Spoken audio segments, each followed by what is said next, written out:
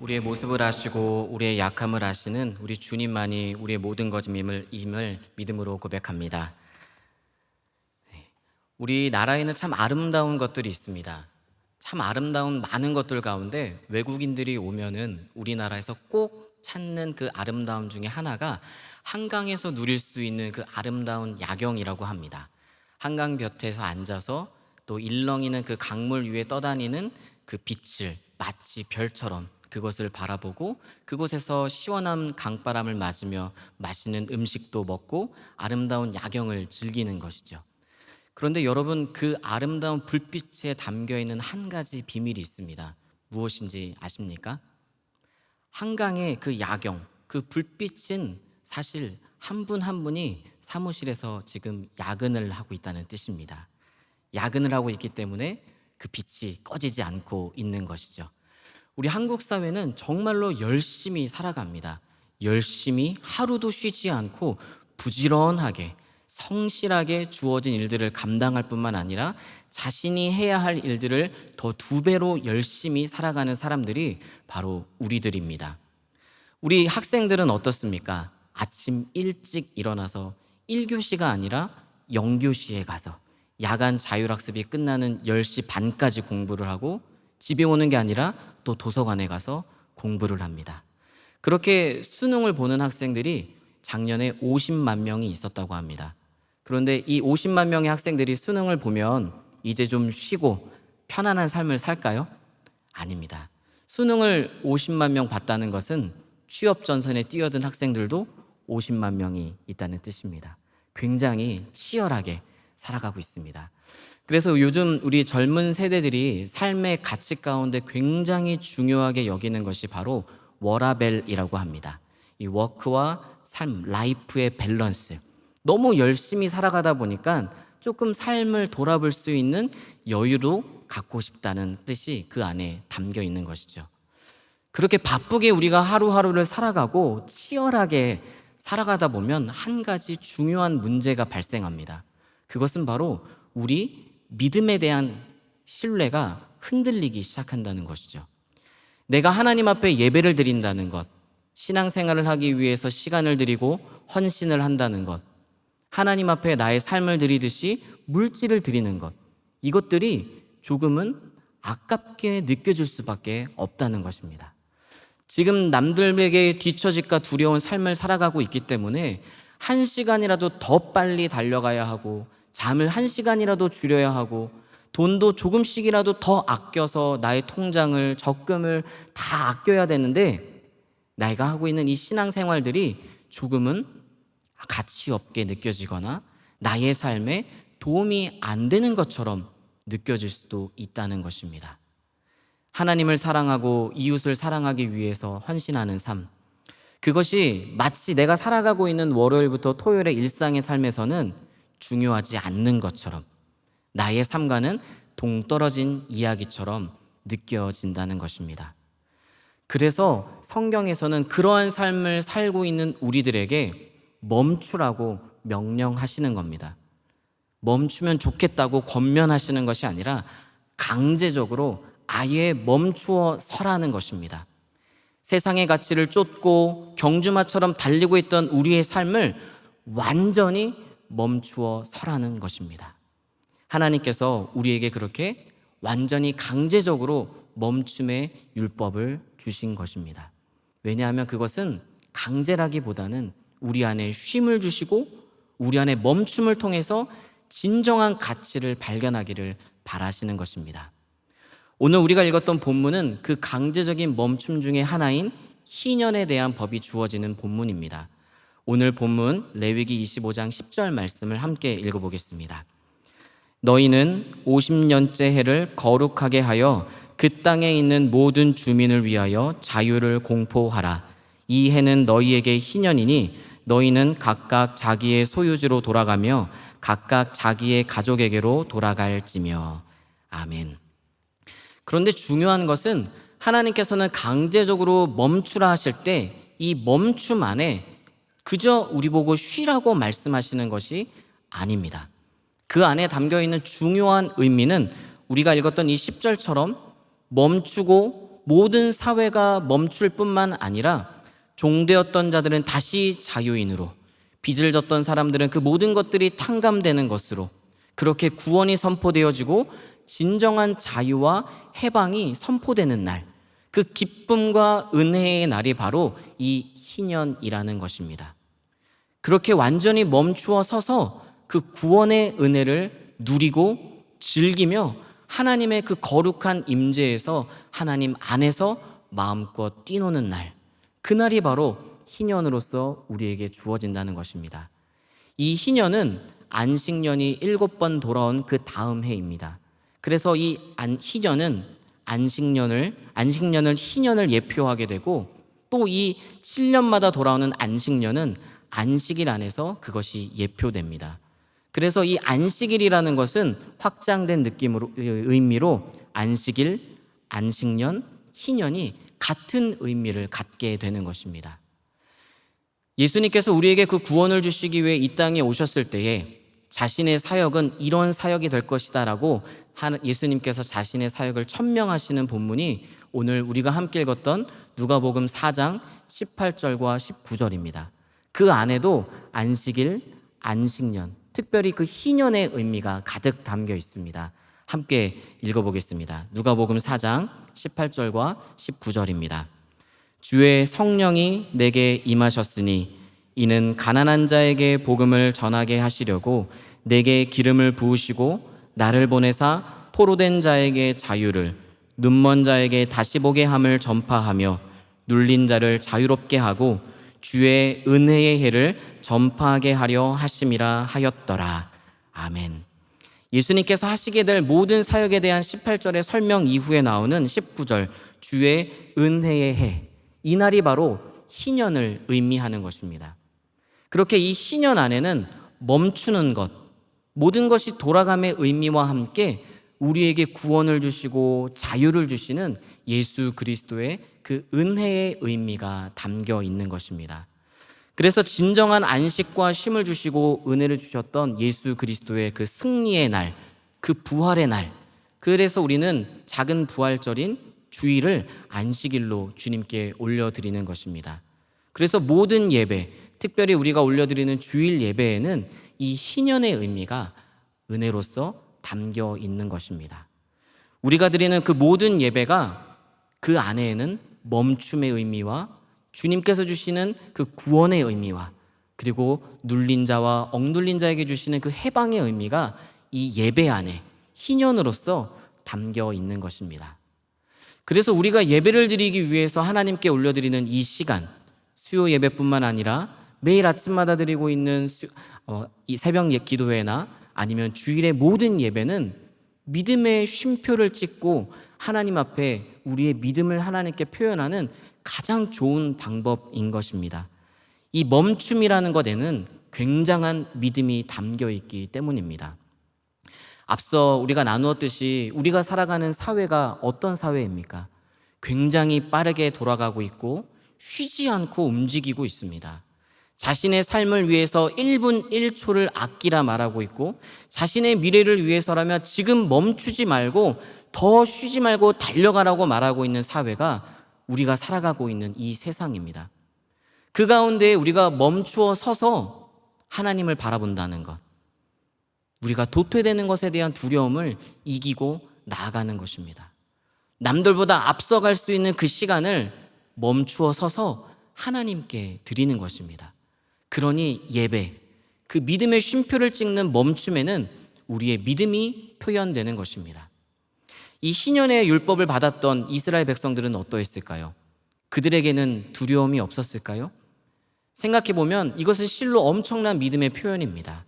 희년은 안식년이 7번째 돌아오는 49년, 그리고 그 다음 해가 희년입니다. 그러면 49년, 50년 동안 온전히 멈추어야 됩니다. 그리고 이 2년 동안에 노동을 하지 않았기 때문에 그 다음 해인 51년에도 어떠한 노동에 대한 소출이 없습니다. 그저 48년째 해 하나님께서 주시는 그 소득으로 49년, 50년, 51년, 3년을 버텨야 하는 것입니다.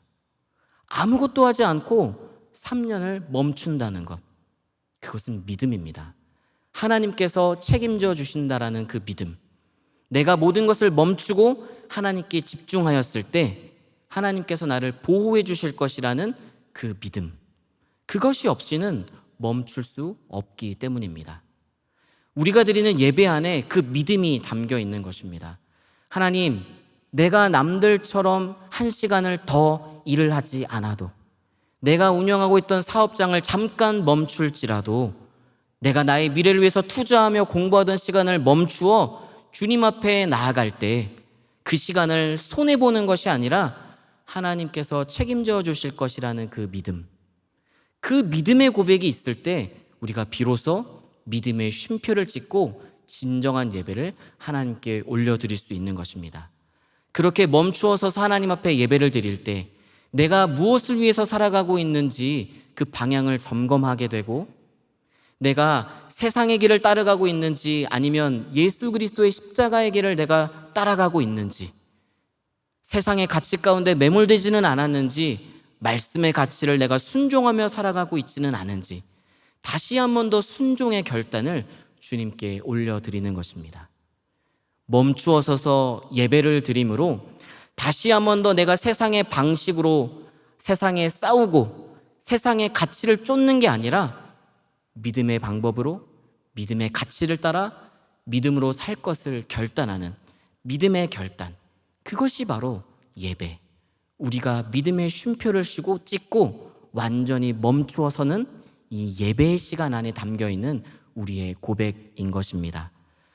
우리가 그렇게 믿음으로 쉼표를 찍고 과감하게 담대하게 멈추어 섰을 때 우리는 비로소 예수님을 볼 수가 있습니다.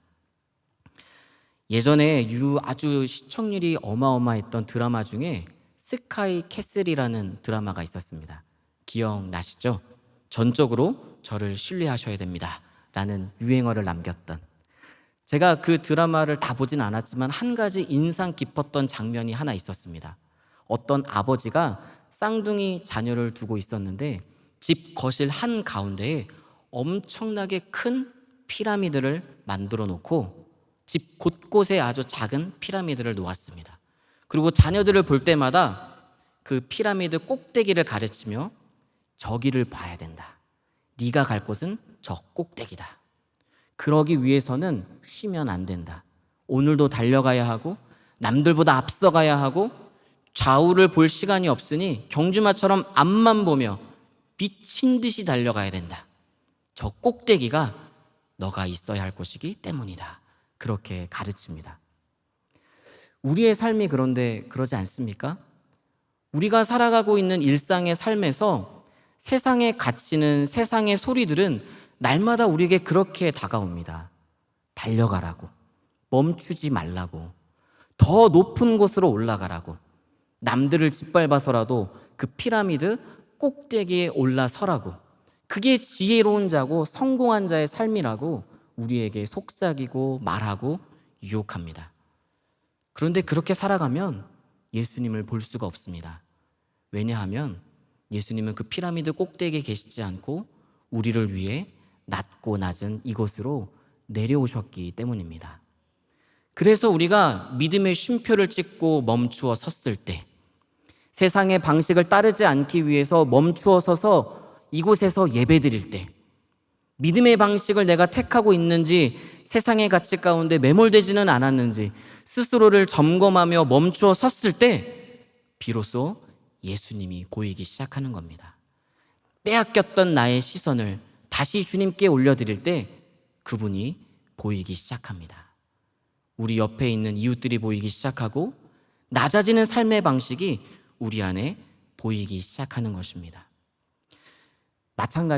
마치 이렇게 믿음의 쉼표를 찍고 멈춘다는 것, 예배를 통해서 강제적으로라도 우리가 멈춘다는 것은 글을 잘 쓰는 것과 같습니다. 글을 잘 쓰기 위해서는 퇴고를 잘해야 됩니다. 수시로 멈춰서서 지금까지 썼던 글들을 돌아보며 내가 짰던 구조 가운데 벗어나지는 않았는지, 하고자 하는 이야기에서 벗어나지는 않았는지, 쓸데없는 이야기가 첨가되지는 않았는지, 나의 의도와 목적이 잘 반영됐는지 끊임없이 돌아보며 그를 퇴고합니다. 믿음의 멈춤이라는 것, 예배를 드리기 위해서 멈춰 선다는 것은 우리 인생을 퇴고하는 것과 마찬가지입니다. 내가 믿음의 방식을 따르고 있는가? 예수님 걸어가신 길을 따라 걷고 있는가? 세상의 가치를 쫓고 있는가? 아니면 말씀의 가치를 쫓고 있는가? 우리 스스로를 퇴고하는 것입니다. 그게 바로 하나님께서 주신 안식일, 안식년, 희년, 바로 우리가 드리는 예배 안에 담긴 멈춤의 의미인 것입니다. 특별히 이렇게 여름이 되면 우리 안에 정말로 중요한 멈춤이 있습니다. 그것이 무엇이냐면 바로 우리 교회 학교의 여름 사역입니다. 사실 여기 계신 분들은 주일 예배뿐만 아니라 이렇게 수요 예배까지 드릴 정도로 예배를 사모하고 예배 안에 담긴 그 의미를 마음에 되새기며 다른 가치가 아니라 이 예배를 택하시는 분들입니다.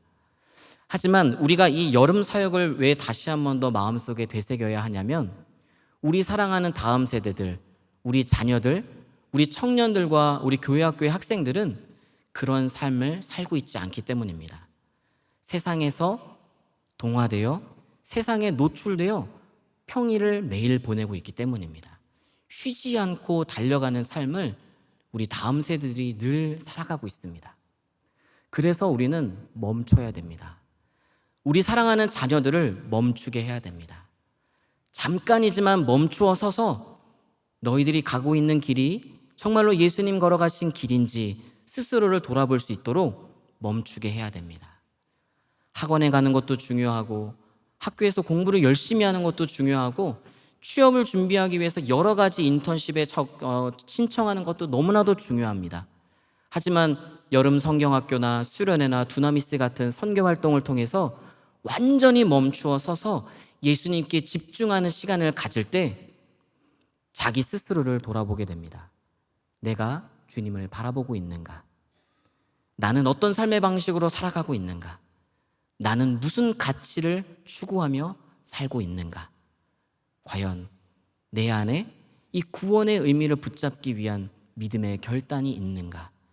스스로를 돌아보는 시간이 필요합니다. 빨리 가는 것만큼이나 중요한 것이 바르게 잘 가는 것입니다. 우리 믿음의 사랑하는 세문안의 다음 세대들이 잘 갈 수 있도록 스스로를 돌아보는 시간이 필요합니다. 그래서 멈춰야 되는 겁니다. 사랑하는 자녀들을, 사랑하는 손주들을 잠깐이지만 멈추게 하시고 여름 성경학교와 수련회 또 단기 선교나 두나미스 활동 같은 것에 참여하게 하셔서 스스로를 돌아볼 수 있는 믿음의 쉼표의 시간, 그 시간을 가질 수 있도록 믿음의 부모님들이신 여러분들께서 믿음을 권면해 주시기를 기도드립니다. 그렇게 우리가 믿음의 쉼표를 찍고 멈추어 서서 예배를 통해 예수님을 바라보기 시작하면 그 다음 보이는 것이 있습니다. 바로 우리의 이웃들입니다. 우리가 읽었던 말씀이지만 누가복음 4장 18절과 19절을 한 번 더 읽어보겠습니다. 읽겠습니다. 시작. 주의 성령이 내게 임하셨으니 이는 가난한 자에게 복음을 전하게 하시려고 내게 기름을 부으시고 나를 보내사 포로된 자에게 자유를, 눈먼 자에게 다시 보게 함을 전파하며 눌린 자를 자유롭게 하고 주의 은혜의 해를 전파하게 하려 하심이라 하였더라. 아멘. 우리가 멈추어 서서 예수님을 믿음으로 바라보기 시작하면 예수님의 시선이 지금 어디에 머물고 있는지 우리도 예수님의 시선을 따라 고개를 돌리게 됩니다. 예수님의 시선은 지금 어디에 머물고 있냐면 가난한 자, 그리고 포로된 자, 눈먼 자, 눌린 자에게 그 시선이 가 있습니다. 바로 그들을 위해 이 땅에 오셨고 그들에게 주의 은혜의 해, 그 희년을 선포하시기 위해, 구원을 선포하시기 위해 그들에게 진정한 자유와 해방과 은혜를 주시고자 예수님이 이 땅 가운데 오셨다는 것입니다. 우리가 그렇게 멈추어 서서 예수님 바라보고 계신 곳에 우리의 시선을 돌리면 우리도 이제 우리의 시선에 우리의 이웃들이 들어오기 시작합니다. 세상에서는 우리의 좌우를 보지 말라고 경주마처럼 눈을 가리게 합니다. 너만 봐라, 앞만 봐라, 너의 목표 지점만 보아라 말하는 세상이지만 성경은 그렇지 않습니다. 늦게 갈지라도 옆을 보아라. 예수님의 시선이 머무는 곳을 너도 보아라. 눈먼 자에게, 가난한 자에게, 눌린 자에게 너의 시선이 있게 해야 한다.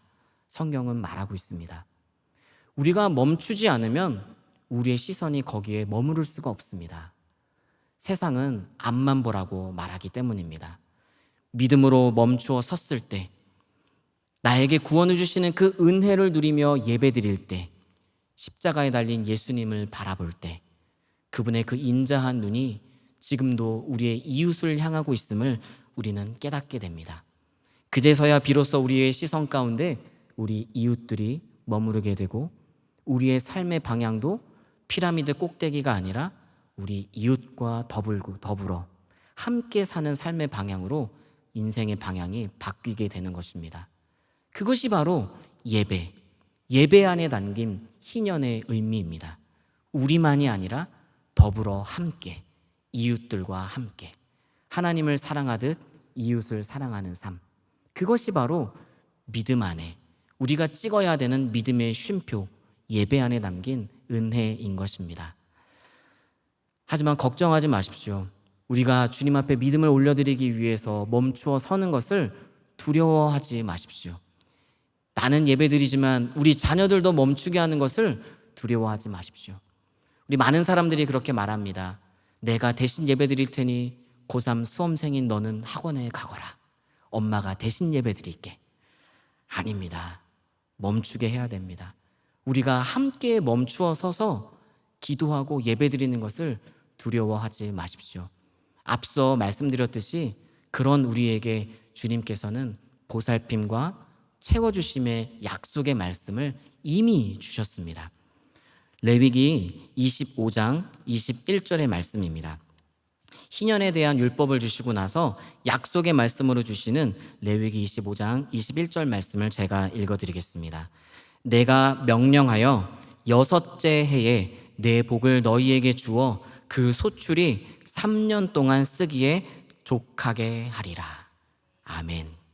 앞서 말씀드렸던 안식년이 되는 7번째 안식년이 되는 49년과 희년이 되는 50년, 그리고 일을 하지 않았기 때문에 소득이 없는 51년, 이 3년을 위해 48년째가 됐을 때 넉넉하게 주신다는 것입니다. 안식일의 의미가 담겨있는 만나를 기억해 보십시오. 하나님께서 주신 그날에 일하지 않고 멈추어 서도 이틀치 소득을 거둬들이면 다 썩었지만 안식일 전날 거둬들인 이틀치 양식은 썩지 않게 하셨습니다. 하나님께서 멈추어 섰을 때 우리가 손해보지 않게 우리를 지켜주시고 보호하시고 책임져 주신다는 것입니다. 우리가 이 말씀을 의지하며 멈추어 섰을 때 우리 사랑하는 다음 세대들에게 멈추게 하여 그들이 이 3년치의 은혜를 경험하였을 때 또 다른 인생의 문제가 찾아와도 하나님께서 나를 반드시 책임지시고 지키며 보호하신다라는 그 은혜를 맛보게 됩니다. 그 희년 안에 담긴 그 구원의 의미를 맛보게 됩니다. 손해보는 것이 아니라 은혜를 경험하게 됩니다. 그제서야 비로소 하나님을 의지하는 것이 무엇인지, 하나님께 멈추어 서서 온전히 드리는 게 무엇인지를 경험하게 됩니다.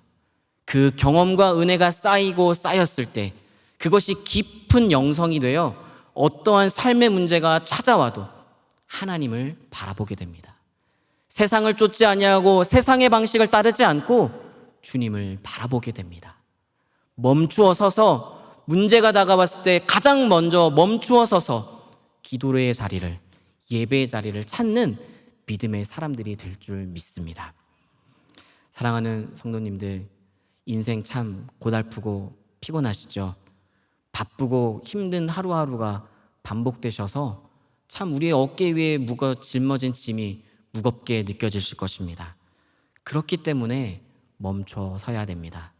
쉼표를 찍고 주님 앞에 나와 수고하고 짐졌던 것들 내려놓으십시오. 3년의 소출의 은혜가 있을 것입니다. 멈추어 서서 내가 믿음의 길을 걷고 있는지, 잘 가고 있는지 자신을 돌아보는 시간, 그 퇴고의 시간을 이 예배를 통해 누리시길 바랍니다. 그럴 때 우리 예배 가운데 희년의 복이 넘치게 될 줄 믿습니다. 기도하겠습니다. 사랑하는 하나님 아버지, 은혜와 사랑에 감사드립니다. 우리는 참 바쁜 삶을 살아가고 있습니다. 해야 할 일도 많고 우리에게 주어진 책임감도 참 무겁습니다. 그래서 때로는 너무 지쳐 발만 보며 한 걸음 한 걸음을 겨우 내딛고 있습니다. 지친 일상으로 주님을 보지 못하고 세상의 조류에 휩쓸려 떠내려가고 있지는 않은지요. 이제 예배를 통해 삶을 잠시 멈추겠습니다.